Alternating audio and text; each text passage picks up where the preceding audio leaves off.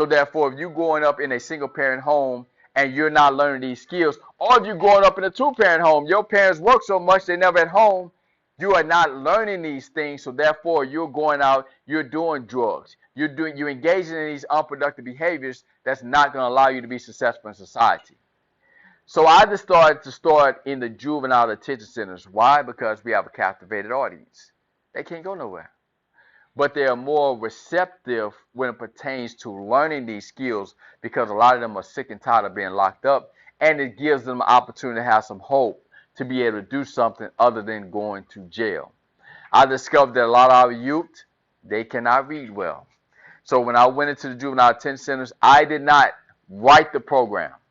I asked our youth what they wanted. And when they told me they wanted to learn how to control their anger, they want to learn how to communicate. They want to learn how to deal with people in society so people don't look down on them. Because a lot of them, let's keep it real, most of them are African American males that's in our system. They know when they get out, they already have people looking at them at a certain way, so they want to be able to act the opposite way. So one of the guys in the juvenile detention center never had a job before. All he did was sell drugs. And one thing I did with them is I did mock interviews. So I would sit them down and have an interview with them like it was a real job situation. I taught them how to write resumes, and they had to defend the resume. They had to be able to sell me on themselves from the resume. So I had a kid in there. He never had a job. He mostly been in and out of juvenile detention centers, and he's been over and over again trying to get himself on a good path. So I decided to work with him and the other guys. And have y'all ever been to Cafe Memento in Dallas? Any of y'all ever been there? So let me tell y'all about Cafe Memento because a lot of people don't know this. Cafe Memento is a cafe in the middle of Dallas. In that cafe, the whole staff are kids out the juvenile detention center. They are mostly kids that we worked with. People don't know that. So if you ever go there and you work with the staff, that's who's serving you. So I went to Cafe Memento, and when I went there, I was putting together a speaking engagement with them. And as I was in there, I saw one of the Cafe Memento managers and owners actually interviewing a guy.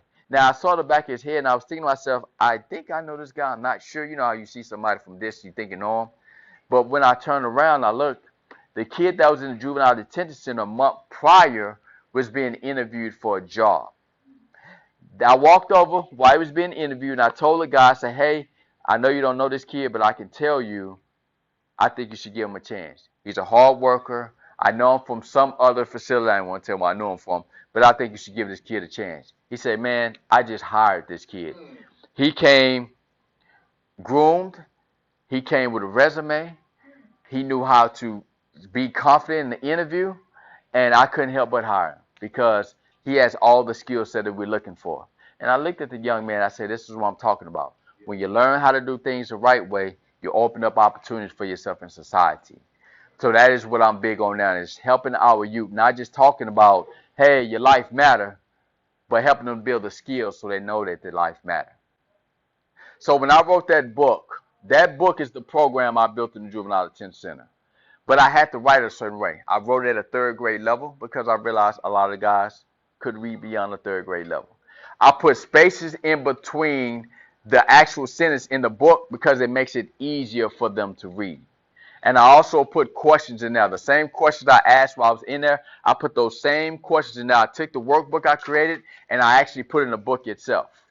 So now these kids can have a tool that they can use in the juvenile detention centers so they're not just in there not learning anything. And so what I'm here today is ask if any of you guys want to sponsor a book, and I would give the actual book to the teen in the juvenile detention center. And I deliver them myself. I've delivered over 300 books so far.